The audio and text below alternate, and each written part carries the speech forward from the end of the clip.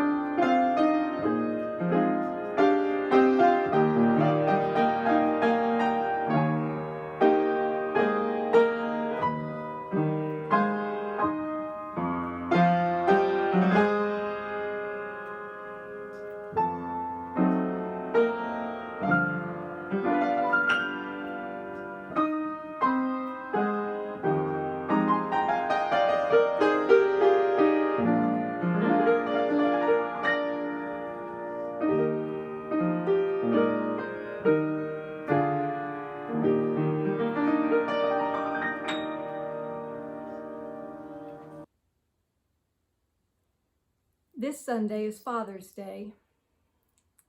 It's hard to find the perfect thing to say on Father's Day, but here is a reading written by the Reverend Peter Fredericks, which will call to mind some of the experiences of fatherhood.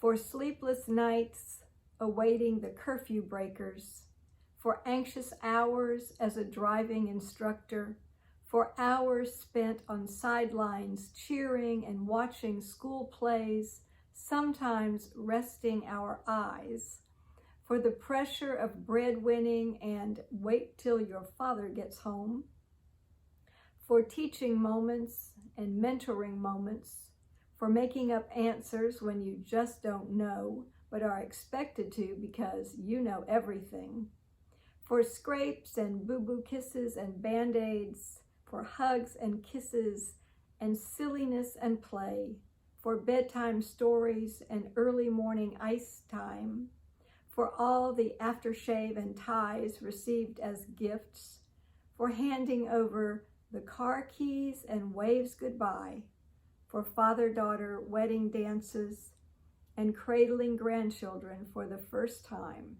for all the moments and all the meaning in the role of a lifetime. We honor fathers and fatherhood.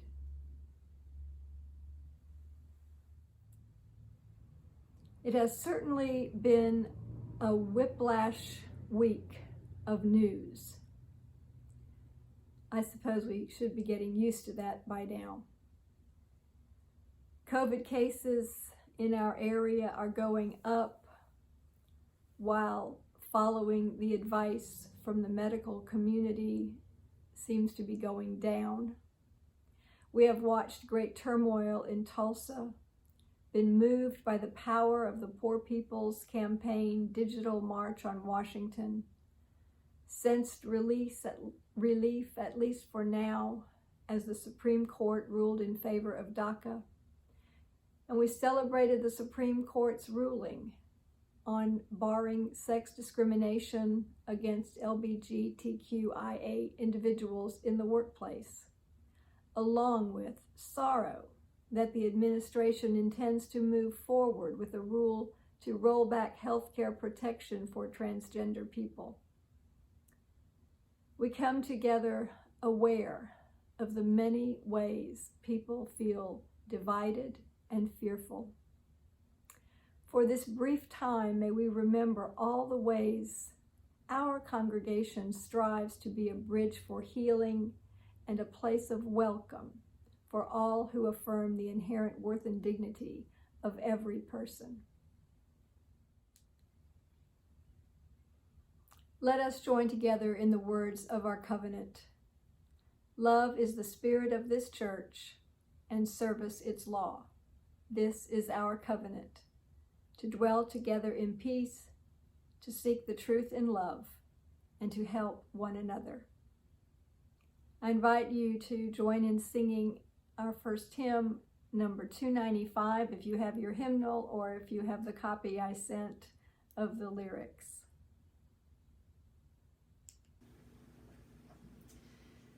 Hi everybody, please join me in singing hymn number 295, Sing Out Praises for the Journey.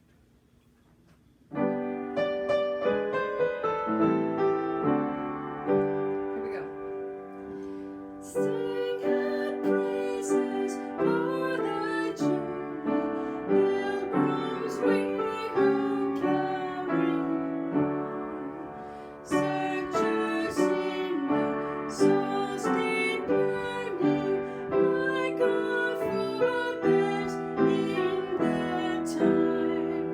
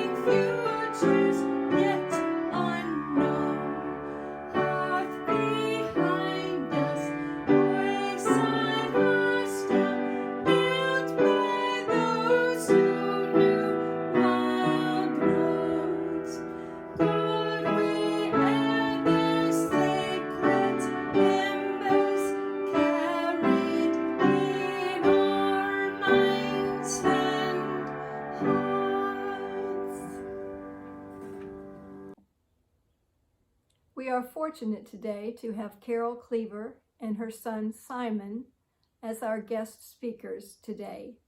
I want to thank Paula Montgomery for putting me in touch with Carol so we could work out the arrangements. And I want to thank Carol and Simon for being willing to share their stories with us today during the month of June, which is Pride Month. Thank you both very much.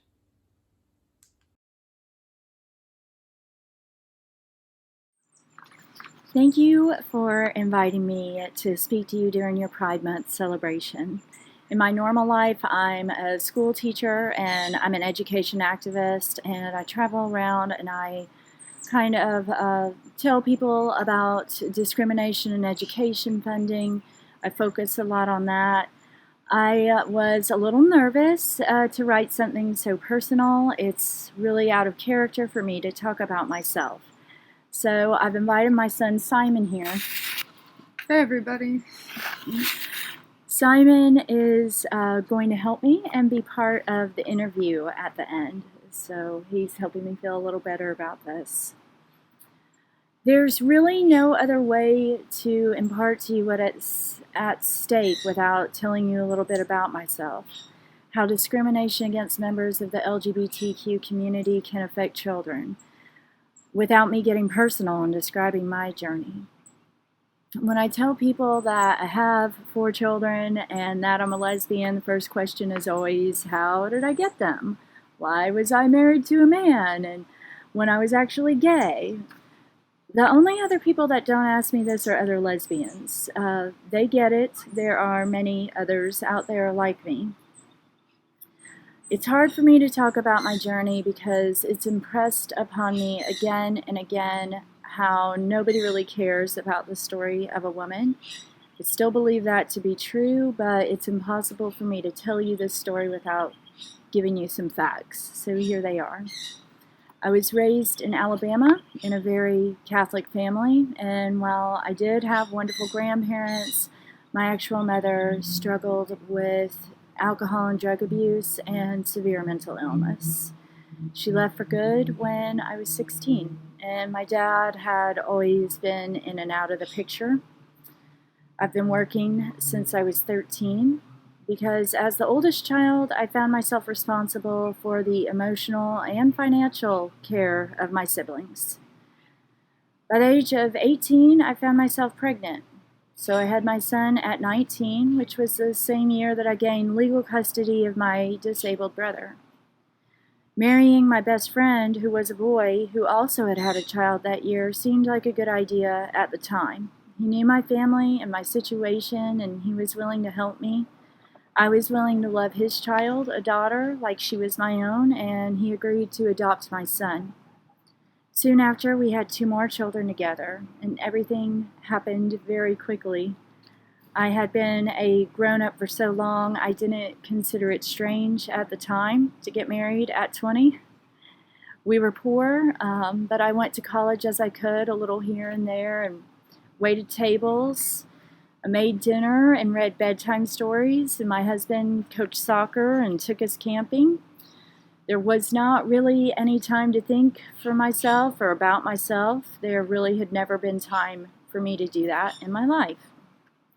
But I wonder if I had had the time, would I have come out sooner?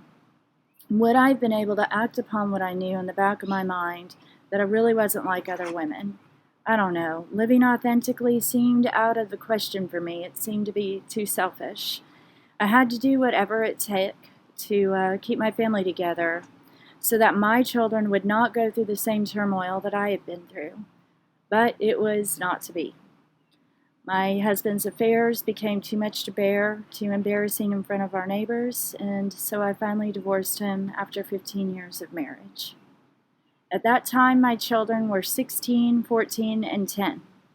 And I was in the last year of a grad program making $8,000 a year as a teacher assistant for the university. But now I was a single mom.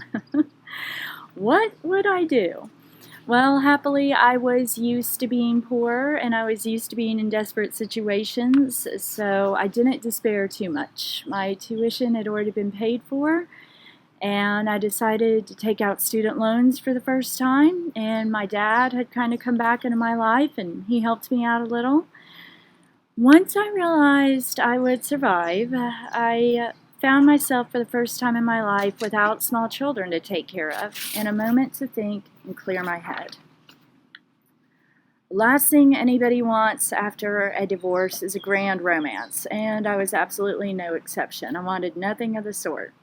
But for me, I knew that I wanted something more than I had ever had.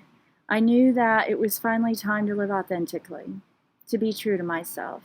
I had no marriage or nuclear family to preserve. My kids and I were forging ahead together on our own. So at the age of 35, I'd already been through a lot. I had had to lie a lot and compromise a lot to protect my siblings and my children. I decided that everybody was old enough now, and I could say no more. In other words, it was time for me to come out. A lot of people didn't understand this at first. My straight male friends especially thought, oh, it's just a phase, she's just hurt by her divorce. But for me, being a lesbian was not about sexual experimentation or cutting loose after a miserable marriage. For me, it was going back to being 15 years old, going back to the very first time I had gone to an Indigo Girls concert, and when I saw those other lesbians in the crowd, I knew emphatically without a doubt that I was one of them. I knew that. It was like looking in a mirror the first time. But I had convinced myself already that that life was out of reach for me. As a 15-year-old, I was already working to support my family. I did not have time to go through the trauma of coming out too. So I kept it inside, and I did not act upon it. 20 years later, though, I didn't care about the cost anymore. I had taken care of everyone else. Now I needed to commit to never compromising any part of myself again. It takes so much energy to act for that long, and I was out of energy, plain and simple. I came out. Most of my family was surprised, my close friends much less so, but happily for the most part, I was supported. And I would like for this to be the end of the story. I would like for this to be my happily ever after. But it's not.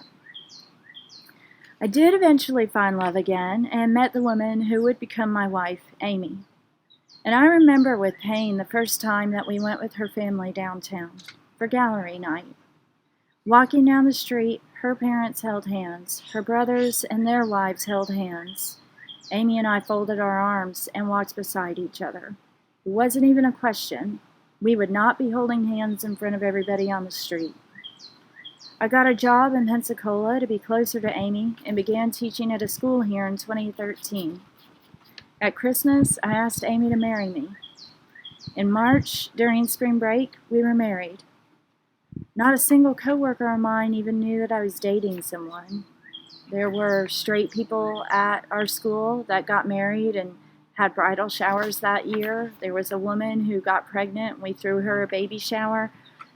But I had to go get married and return to school a few days later and just pretend like nothing had happened, even though I was full of joy and love and excitement. I couldn't tell anybody about it. I couldn't put a picture of my family on my desk because I didn't know if somebody would complain or gossip about me, or at the time, I could have been fired for being gay, so I didn't say anything. There was no law in the state of Florida to protect me from being fired. Once again, I found myself having to act, and I did not like it. The biggest reason I didn't like it was because of the students in my classroom. Each year, without fail, there would be 2 or 3 kids that were clearly struggling with what I had struggled with at their age. Straight people assume that because gay marriage is legal now, all prejudice and hardships are gone. That's as ridiculous as assuming the civil rights movement ended after the 1965 Voting Rights Act. The LGBTQ community still struggles, especially in schools. Earlier this year, a day-long conference called Parent Power 2020 was held in Duval County to address how public schools can do more to protect our kids from the danger of LGBTQ ideology. Speakers at this event included Representative Mike Hill from Pensacola and other members of the Florida legislature. Instead of holding a training or seminar on how to protect children that are struggling or feeling vulnerable, our state leaders participated in a conference designed to silence and punish them. The fact of the matter is, though, I grew up absent any gay role models. Not a single teacher or faith leader or family member, nobody in my life ever talked to me about being gay. And yet, here I am. It's because I was born this way. You could say that I was negatively impacted by heterosexual ideology, actually, because I was not a heterosexual. In spite of all the years of being influenced and taught and raised by heterosexuals, I am in fact a gay person. We exist, not because we are negatively influenced in some way, but because this is the way that God made me. I am a popular teacher. I love my job. I was honored to win Teacher of the Year at my school this past year. And when adolescents connect with teachers, they become curious about their lives. We spend a lot of time together. Other teachers have pictures of their husbands and children up and talk about their families. I myself have always been careful. I even use a pseudonym on all my social media accounts so that students and other staff members could not find me or see my personal life. One day, about 3 years ago, a boy confronted me in front of my class. This class included another boy whom I knew to be bullied for being gay in the locker rooms at PE.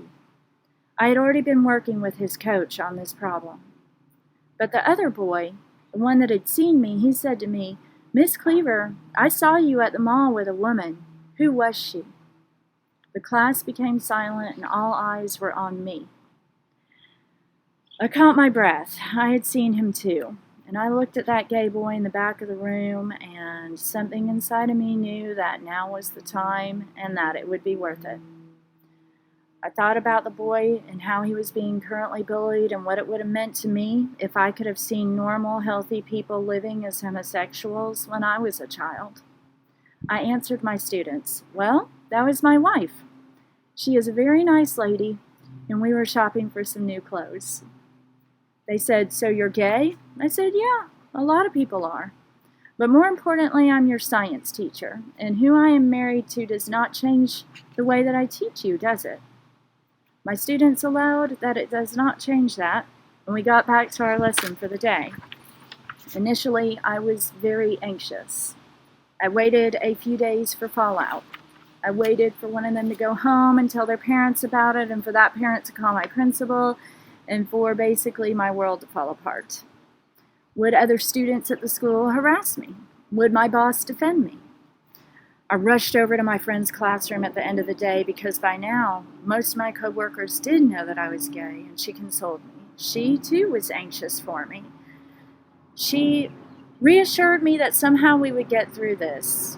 In her mind, just like mine, there was no scenario where I would be accepted, and this would go without comment.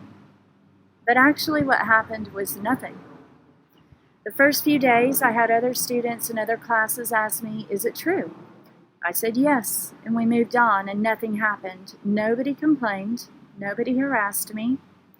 When I began to realize it was going to be okay, a big weight came off of my shoulders. My life at work had been the last area I was forced to be an actor, and now that was over too. I threw open the closet door and have not looked back. While my story has a happy ending, it would be ridiculous to pretend that the matter of gay rights is settled in our state or nation.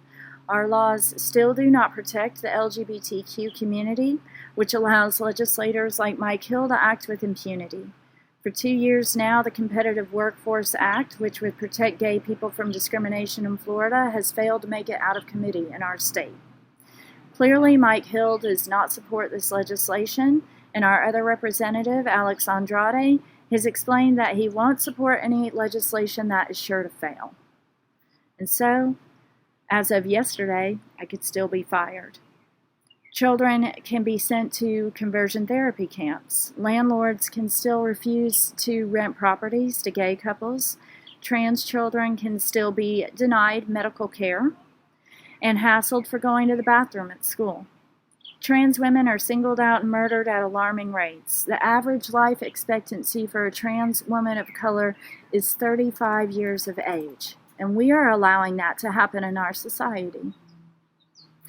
It's almost as though they think that the LGBTQ community is, if it's not protected under the law, that we won't exist anymore.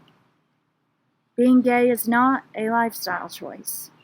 It's a reality that the members of my community live with in spite of the obstacles and risk of violence they must encounter. I have been through many tough times myself, and like most parents, I wanted to make sure that my children had an easier life than I had had. God always knows better than we do, though. He knows that trials and tribulations shape us. And God had big plans for my youngest child, Simon. When Simon was born, he was a girl, and he had a different name. As a child, even as a toddler, it was pretty clear that Simon was upset about something. He had constant temper tantrums. He refused to wear almost any clothing. As he grew older, he calmed down somewhat, but he wouldn't let me fix his hair or put on dresses like the other little girls. He refused any dolls or Barbies or anything like that. He wanted only to play with his stuffed animals. Like my other children, he read constantly and created art and music. And as he grew older still, it became clear that art and music would be a refuge for him.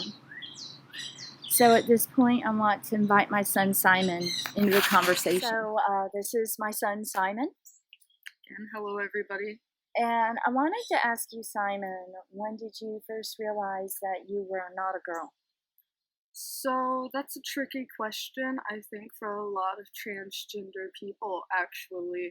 I've noticed that for a lot of them, including myself, the transition into that different mentality from boy to girl or girl to boy or non-binary even, it's such a slow transition that we don't even notice it until there are obvious signs. So for me, I never really felt like a girl. I never really felt like I was ever obligated to wear dresses and play with Barbies and even play with other girls. Like, for me, I've always known who I was in one sense or another. So I appreciate you sharing that. In the first part of this talk, I talked about when I was 15, going to my first Indigo Girls concert and seeing other lesbians, kind of for the first time and realizing, oh my gosh, that's me. I'm one of those people. Did you have a moment like that? I did have a couple of moments like that, actually. And I think you know this one pretty well, when you dropped me off at that summer camp. So for those listening, I used to go to this summer camp called Girls Rock Camp in Atlanta, Georgia. And it's a really good camp. Basically, a bunch of people come together and you make music. And the goal is to form a band, create a song, and perform it within a week's time. So the first time you dropped me off at that camp, ironically, even if it is called Girls Rock Camp, I think that's when I knew, like, other people like me existed. And that's a really important thing for LGBTQ youth, is for them to recognize that there are people like them and that what they are feeling is also normal. And I think the reason why I felt as if going to that camp was my first experience realizing that I might be transgender is because there were transgender people there. There were other LGBT people there. Being surrounded by that community showed me that I could be a part of it too. Yeah, I remember being kind of excited when I dropped you off because you had just turned 11, and you had grown up in a very small rural town in Alabama, and I remember just being so happy dropping you off and realizing, oh my gosh, these are other artists, other musicians. This is like, you're going to be your people. Yeah. And you know what they say, music is the great equalizer. So I wanted you to talk about the importance of having LGBTQ elders in your life, because that's something that was really missing from my life and missing from most other people my age. We kind of grew up in the shadows, in the closet. Sure. What has it meant to you to have, a lesbian mother or gay teachers? Well, I think, for example, a bunch of psychologists think that unconditional positive regard is needed in order to truly, grow in yourself. You really need that type of platform so that you can realize, all these different potentials that you have. And I don't think that you can do that when there are just parts of every culture that are hidden away, like the LGBTQ. It's really important to have everybody represented so that they can see themselves in every possible situation like that. It's important to be aware of that stuff. So to have LGBTQ elders and other people to really guide a way, it's done wonders. I mean, like, you look at Marsha P. Johnson, and what may have not started without her and her friends and everybody else that started in '69. You have to have people there that can show you that this is, being LGBTQ, being a part of that community, that is a possibility. If you are not aware of what that is, you don't know. I did not know that being a boy was a choice until after Girls Rock Camp. I did not know that being gay or bisexual or any of that may have even existed until after we had moved out of that rural town in Alabama. So there's no way that I could have possibly grown into myself if I didn't have anybody actually, leading me through a way. It sheds a light for a bunch of people, and that's what's important. Everybody should have the opportunity to see somebody like themselves and be like, I can be that too. I appreciate you sharing that with me. We're speaking to a church congregation today, and we both want to thank you for listening to us and listening to a little bit about what it's like to be gay in today's world. Simon, do you have anything you want to share with the congregation?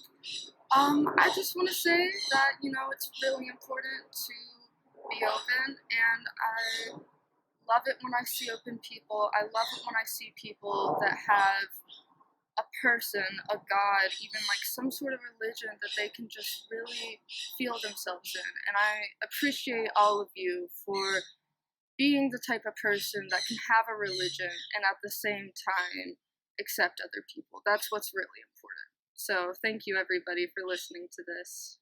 And, Thank you. Thank you for your time. Yeah, thank you for being with us, Simon. Yeah. Thank you. Bye.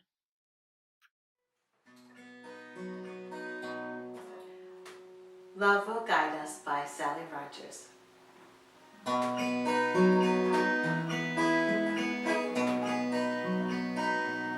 Love will guide us, peace has tried us, hope inside us will lead the way on the road from greed to giving. Love will guide us through the hard night. If you cannot sing like angels, if you cannot speak before thousands, you can give from deep within you. You can change the world with love. Love will guide us. Peace has tried us. Hope inside us will lead the way on the road from greed to giving. Love will guide us through the hard night.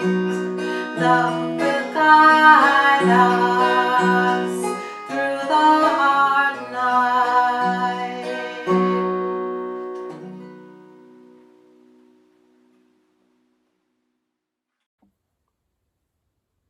again, I want to thank Carol and Simon for sharing with us today.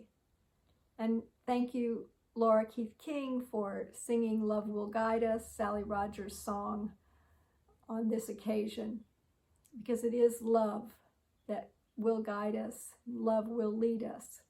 I even heard William Barber say that during the Poor People's Campaign.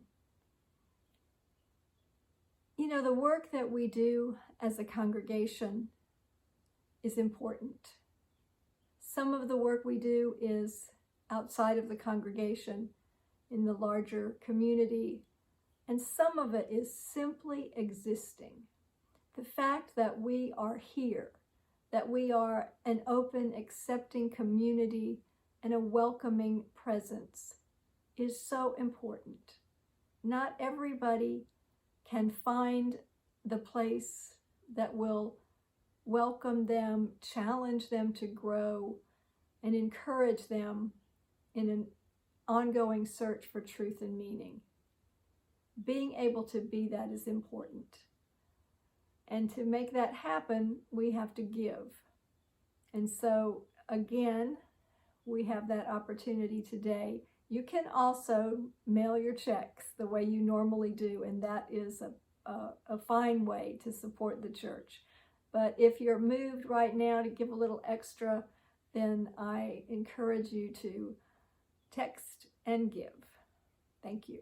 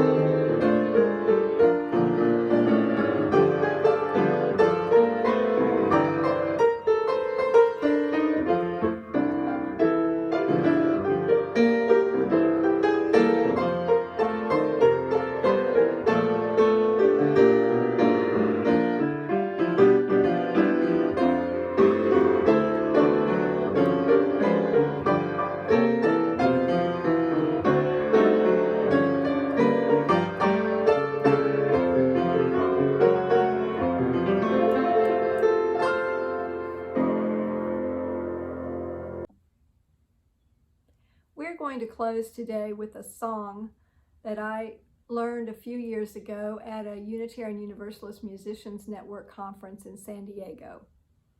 The words are from the Reverend Dr. Rebecca Parker, who is an author, a theologian, a Unitarian Universalist minister, and recently retired president of our UU Theological School, Starr King, in California.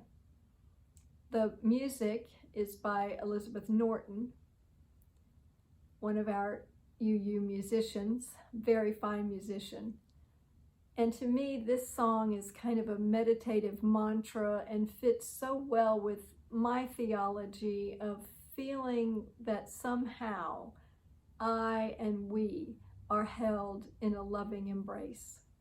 So I thank Laura Keith King for learning the song so that she could teach it today so that we may all sing along. Thank you, Laura. And let us learn and sing, There is a Love.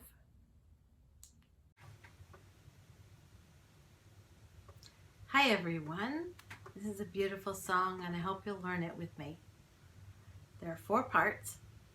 Each part is a little bit higher and encompasses a little bit more. I'm going to sing each part 2 times, one for you to listen and the second time for you to sing along. I hope you will. Maybe your whole family can join in. If it's just you, then you have nothing to worry about. Nothing to worry about anyway.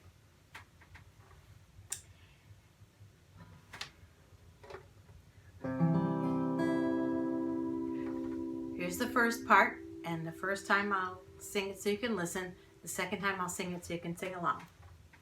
There is a love holding me. And now you, with me. There is a love holding me. Second part is a little higher. There is a love holding all that I love. Now you with me. There is a love holding all that I love. And the third part is a little higher. There is a love holding all. You with me?